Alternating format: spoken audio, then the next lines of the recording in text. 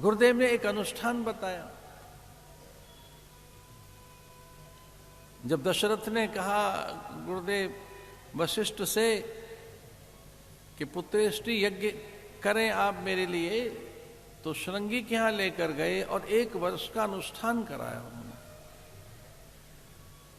आश्रम से निकले नहीं 1 वर्ष तक, श्रृंगी के आश्रम में 1 वर्ष पूरे 12 महीने आहार कैसा हो, विहार कैसा हो, विचार कैसा हो, निद्रा कैसी हो, जीवन को संयम में रखो, अनुशासन में रखिए। समय का अनुशासन रहे आपको, भोजन का अनुशासन, आर्थिक अनुशासन। सब कुछ मेरे लिए नहीं है, अपने लिए नहीं है, इसमें दूसरों के भी हिस्से हैं। देवा भागम यथा पूर्वे संजनना उपासते, दूसरों के भी हिस्से हैं, पशु पंछियों के, परिंदों के, साधु ब्राह्मणों के, यति योगियों के, दीन जनों के, उपेक्षितों के, पीड़ितों प्रताड़ितों के, अभाव ग्रसितों के, साधनहीन प्राणियों के। जो साधनहीन है उनके भी हिस्से हमारे पास हैं। जो सामर्थ्यहीन है, जो गुणहीन है, बलहीन है, शक्तिहीन है, दुर्बल है, दीन है, निरीह है, इसके अतिरिक्त पशु पंछी परिंदों के, वनस्पतियों के हिस्से हमारे पास हैं। 1 वर्ष तक गुरुदेव के आश्रम में रहकर अनुष्ठान किया और उसके बाद दीक्षा दी उन्होंने, पुत्रेष्टि यज्ञ कराया और यज्ञ से भगवान प्रकट हुए। यज्ञ से तत्काल फल मिलता है, यज्ञ विधान का नाम है। होता ऋत्विज आचार्य मंत्र, उसकी ये सामग्री क्या, कैसे यज्ञ की सामग्री क्या हो, वो कैसे शाकल्य बने, वो चुरु, यज्ञ पात्र क्या हो, बड़ी बड़ी बात है। हम भारत के प्राणी महाभाग्यवान हैं, हमको यज्ञ करना आता है। प्राणाय स्वाहा, पानाय स्वाहा, व्यानाय स्वाहा, उदानाय स्वाहा, समानाय स्वाहा। यज्ञ में पहली प्रतिज्ञा है। यज्ञ की जो प्रतिज्ञा के साथ साथ जो पहली शपथ है वो स्वार्थ रहित रहने की है। इदन्नमं प्रजापते स्वाहा, इदं प्रजापते इदन्नमं प्रजापते स्वाहा, इदन्नमं ब्रह्मणे स्वाहा, इदं ब्रह्मणे इदन्नमं इंद्राय सोमाय वरुणाय इदन्नमं। पहले अर्पण किया जाए तो यज्ञ करिए, ऐसा शुक्राचार्य ने अपने शिष्य बलि को कहा। जब बलि ने कहा कि भगवान नारायण ने छल करके हमारी संपदा छीन ली, तो शुक्राचार्य ने कहा कि आपने छीन ली थी संपदा, तो छल से तो आपने अर्जित किया था स्वर्ग, भगवान ने तो उनका स्वर्ग उन्हें लौटाया है, छल आपने किया है। छल से आई संपत्ति कभी नहीं टिकती, इसलिए निश्चल रहो, सरल रहो, यज्ञ करो। एक विधान बता दिया, 100 यज्ञ कीजिए, अग्नि को जिमाइए, अग्नि को कभी भोग लगाइए, अग्नि का आदर कीजिए। भारत में पहले अग्नि का पूजन होता रहा है, तभी चूल्हा जलता रहा है। अभी अलग प्रकार के आहार के, विहार के, भोजन बनाने के नियम नए तरह से बदल गए हैं। अब उस प्रकार का ईंधन नहीं, चूल्हा नहीं, लेकिन फिर भी अग्नि का तो आदर करिए। सूर्य को तो अर्घ दीजिए, गौ ग्रास तो निकालिए, गौ द्वार पर नबी आए तो गौ का हिस्सा तो निकालें।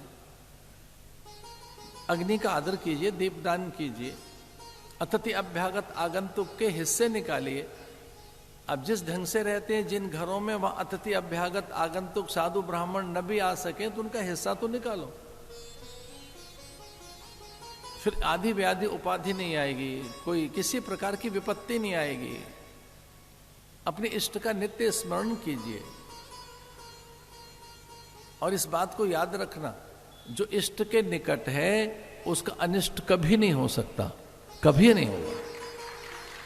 यज्ञ कर्म बताया, यज्ञो वह विष्णु, यज्ञ ही साक्षात विष्णु है।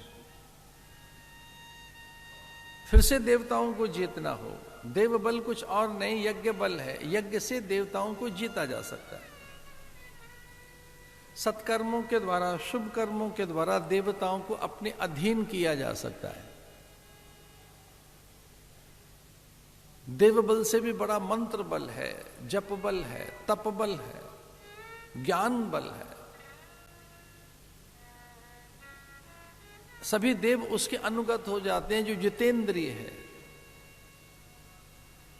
जिसके मन में कोई विकार नहीं है, जो सत्यनिष्ठ है।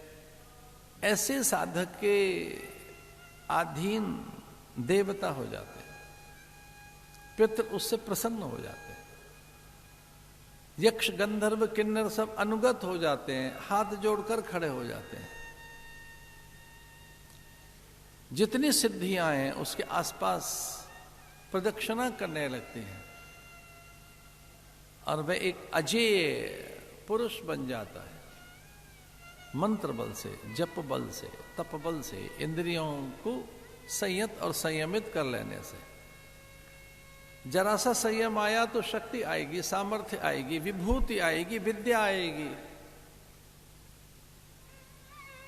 विभूति का अर्थ या विस्मय से भी है कि ऐसे बन जाओगे कि लोग विस्मय करने लगेंगे आपको देखकर। आपका व्यक्तित्व ऐसा बन जाएगा कि आप चकित, दूसरे चकित होंगे, आश्चर्यचकित होंगे। उन्हें आप पे कुतूहल दिखाई देंगे। आपके व्यक्तित्व में एक बड़ा कुतूहल दिखेगा कि यार ये कैसे हैं इतने श्रेष्ठ, इतने महान। संयम में इतना बल छुपा है।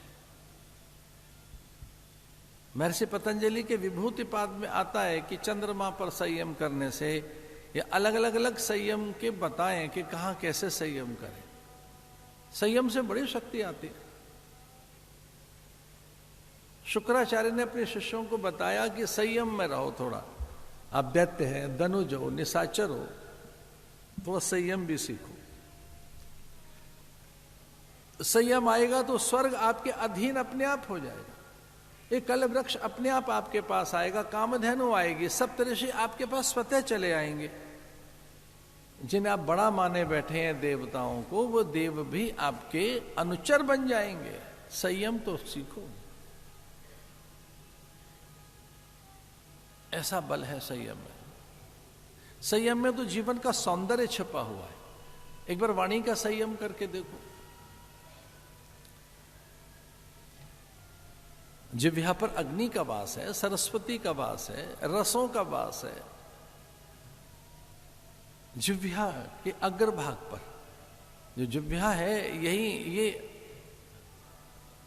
अग्नि रहती है। अग्नि का देवता जिह्वा पे रहता है। जरा इसका संयम तो करके देखो। इसलिए हमारी संस्कृति उपवास की संस्कृति है, मिताहार की संस्कृति है। मित भोजी बनने की बात कहती है कि हम मित भोजी बने, मित भूख हो, ऋत भूख हो। ऋत भूख, कितना भोजन लेना है, कैसा लेना है। मित भोजी बने, ऋत भूख बने, संयमी बने। वाणी कैसी हो हमारी, बड़ी बात है। जिसको वाणी का संयम आ गया, वो जीत लेता है पूरे जगत को। जिसने वाणी जीत ली, मौनम सर्वार्थ साधनम, मौन रहना सीखिए। मौन करते कम बोलना सीखो, सार्थक बोलो, प्रिय बोलो, सत्य बोलो, हितकर बोलिए, रुचिकर बोलिए। शब्दों से किस तरह से अन्य आहत होते हैं, ऐसे शब्द न बोलो। उनको कैसे मर्मांतक कर देते हैं, उन्हें पीड़ा पहुंचा देते हैं। तो ये बताया, संयम रखिए, यज्ञ कीजिए। यज्ञ वह विष्णु, यज्ञ कोई और नहीं, विष्णु ही है। यज्ञ करने से नारायण अपने आप प्रकट होंगे। यज्ञ उनकी काया है, यज्ञ उनका कलेवर है, यज्ञ उनका शरीर है। वो सशरीर यहां आ जाएंगे, सदेह यहां पहुंच जाएंगे। यज्ञ तो करो, फिर मांग लेना जो मांगना है। इस स्वर्ग तो आपके अधीन हो ही जाएगा।